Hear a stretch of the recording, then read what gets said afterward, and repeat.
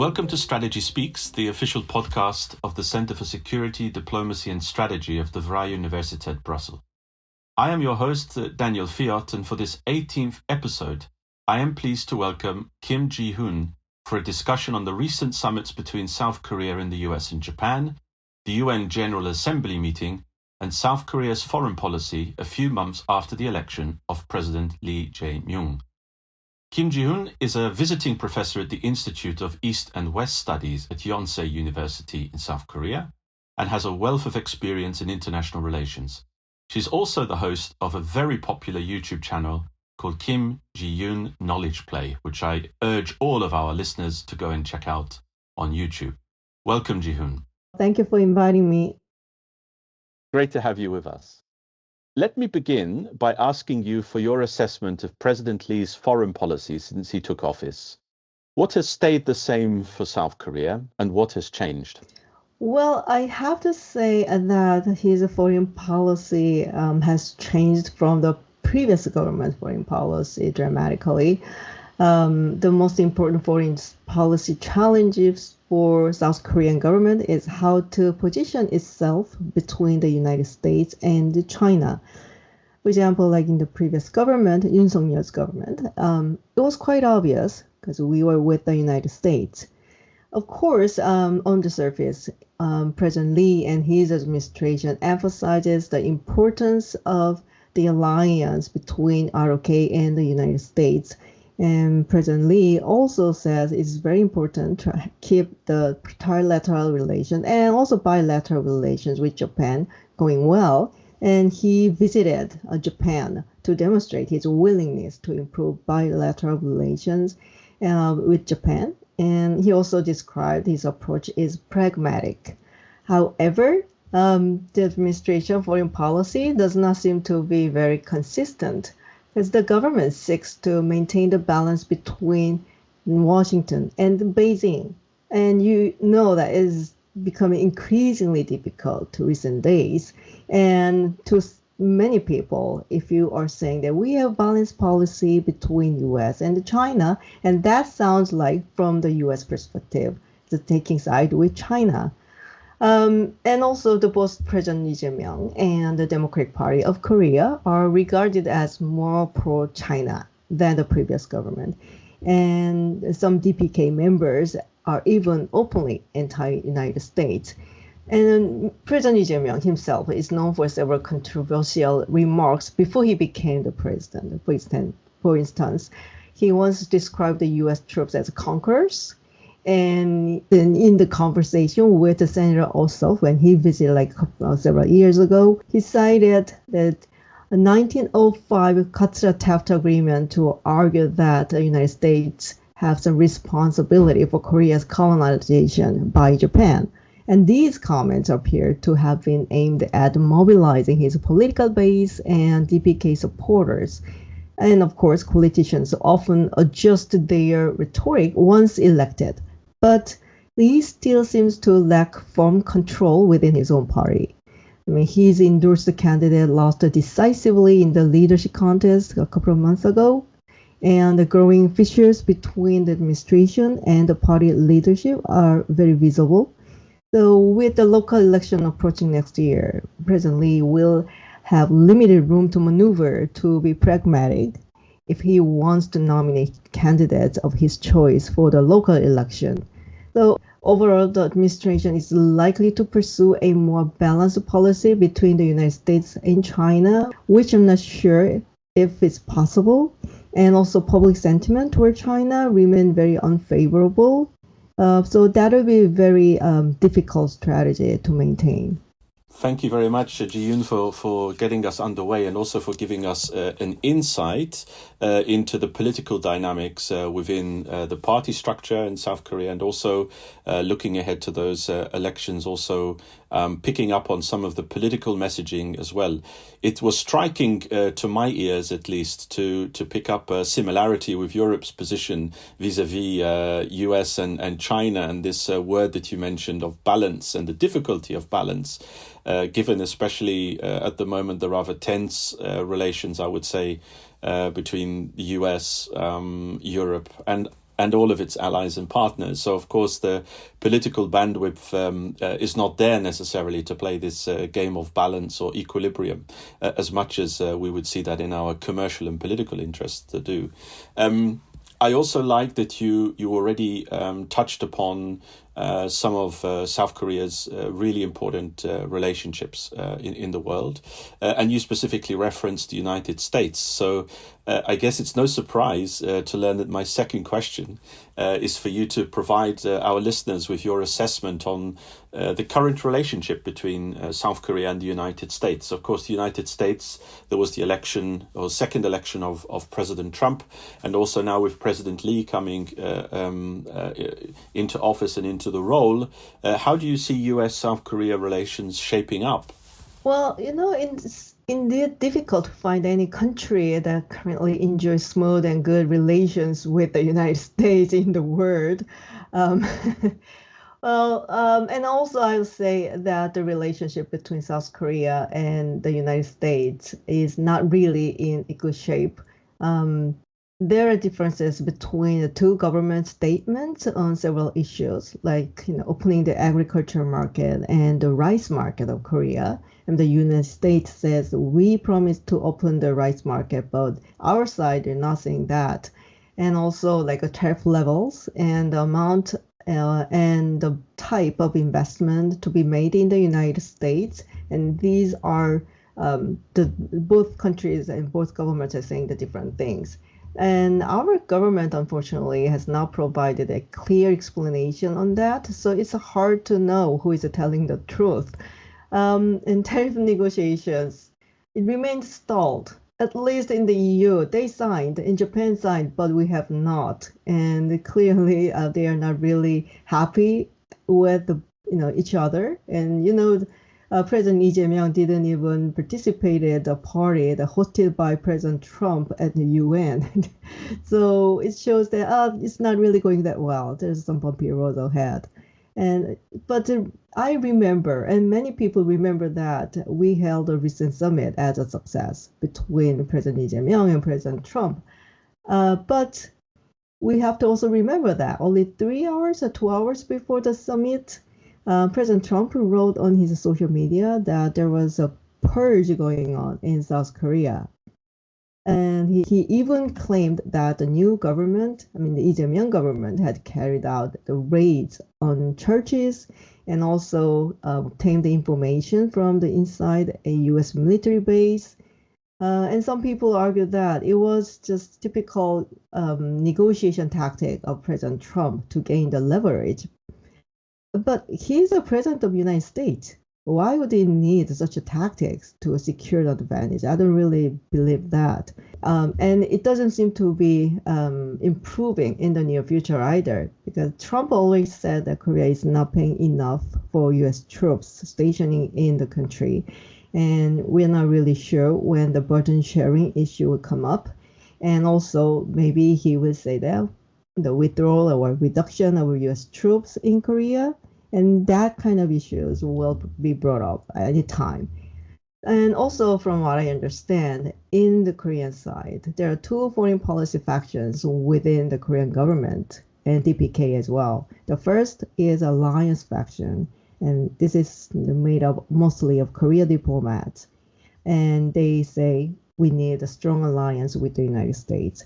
And there's another faction, it's called Autonomy faction, and it's composed largely of politicians and DPK members who have traditionally supported the withdrawal of the U.S. troops and engagement with North Korea and closer relations or balanced policy with China.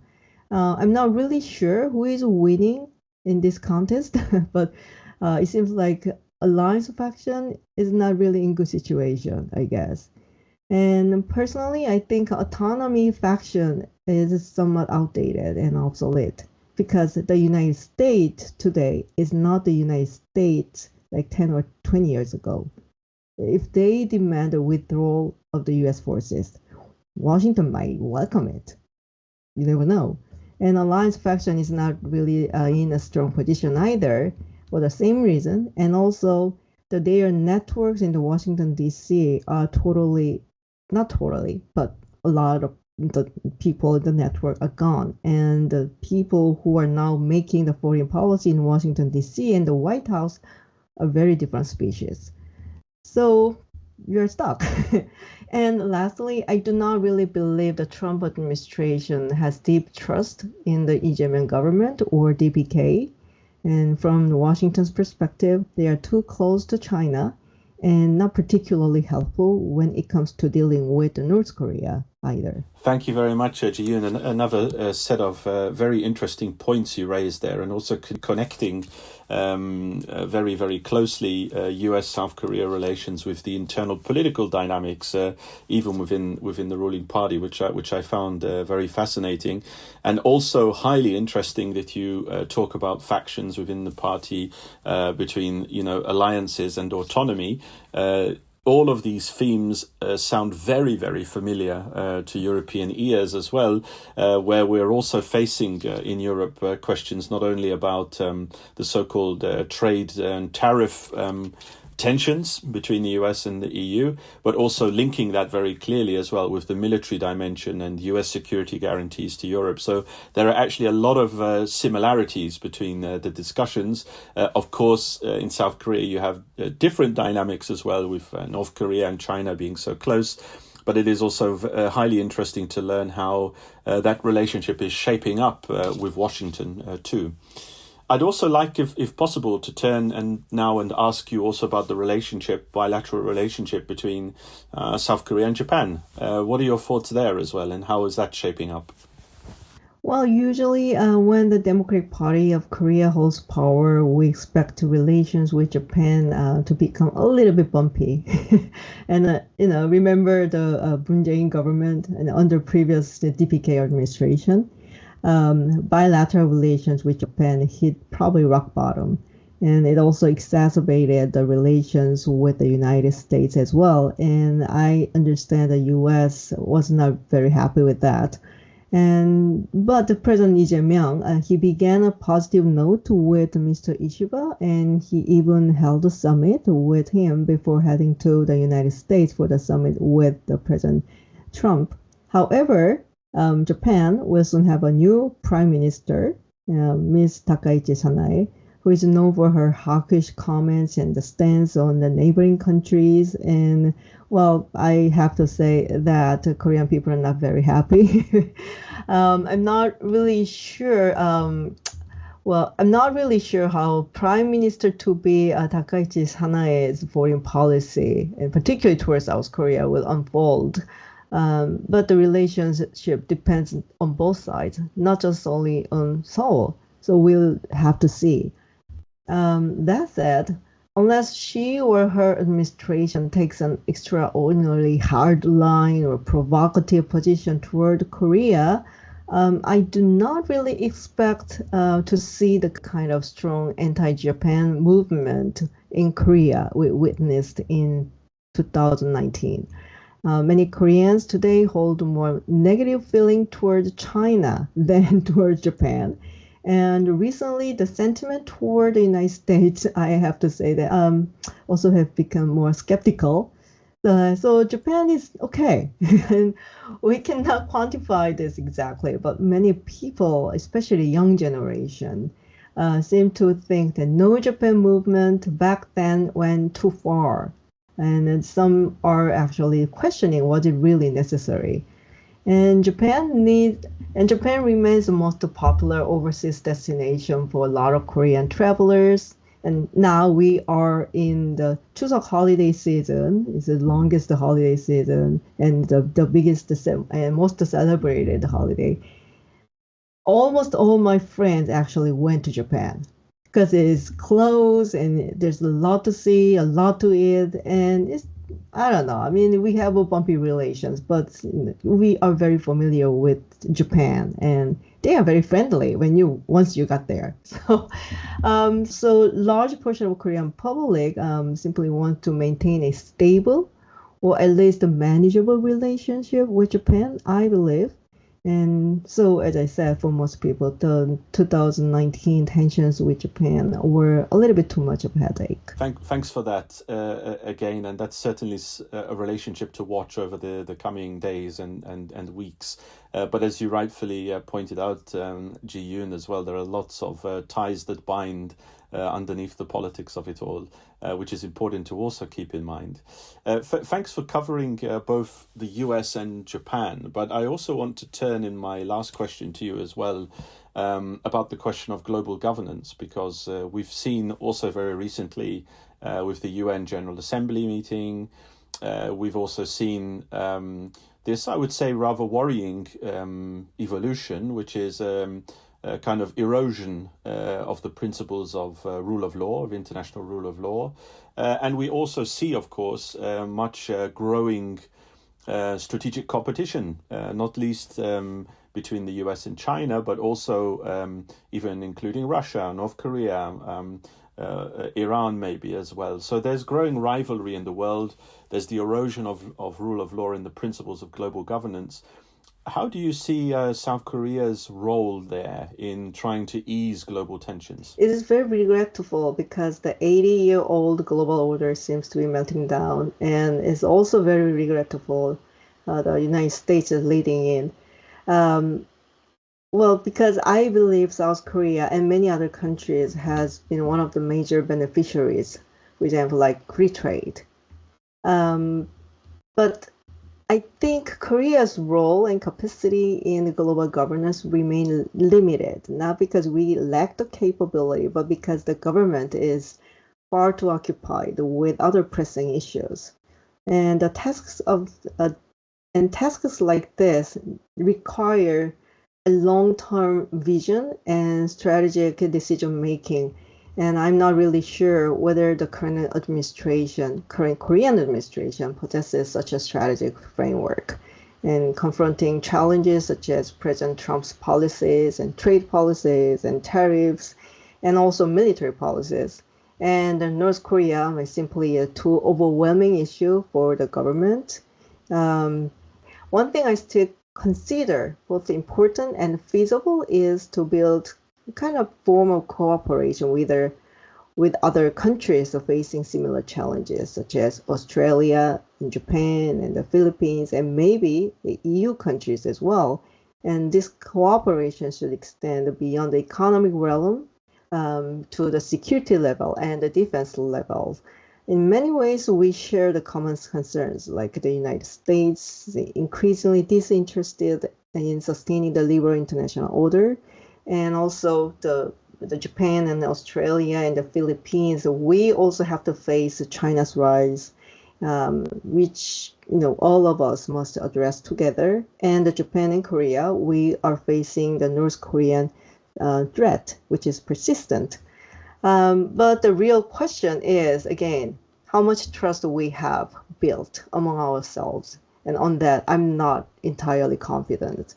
So maybe we have to start to establish the trust among the countries, among these countries, and then we can start from here. Yeah, thanks so much. Again, at least a few points there that really stuck out to me. I think the first point that you referred to was the bandwidth of governments, the space that governments have actually to dedicate to issues of the erosion of global governance and to invest in global governance. That bandwidth is shrinking because of a lot of domestic concerns, and that's certainly also true in Europe. And I think the other point that you make, which is really compelling as well, is the importance of the like-minded actors sticking together, banding together. That we already see some evidence of, at least from a European side, and you referenced the EU. Korea and the EU developing security and defense partnerships, taking it beyond trade and economics into very sensitive areas. That's also replicated with other countries, important countries in the Indo-Pacific region. But I agree with you as well that we're probably only scratching the surface of that level of cooperation at the moment. And history really teaches us that we probably need to go a lot deeper and further and faster on building this cooperation. And you mentioned the word trust, which I think is fundamental and at the core of all of this. We've come to the end, Kim Jiyoon, and I want to thank you very much for answering all of my questions so diligently, and also you've covered a lot of ground and given, I think, our listeners of Strategy Speaks a lot of food for thought for them to continue to reflect upon. And we will watch this space on South Korea's development and political orientation in the months and years ahead. And we will also be looking out most certainly to a level of cooperation between Europe and its close partners in the Indo-Pacific, not least with South Korea. So thank you, Kim Jiyoon, for joining us. Just a quick reference to our listeners as well to go and check out Kim Jiyoon's YouTube channel. Lots of episodes there with very interesting titles and content that you should all check out. And it was a real pleasure having you with me today, Kim Jiyoon. And thanks to our listeners for tuning in for the 18th episode of Strategy Speaks, and stay tuned for more. Thank you.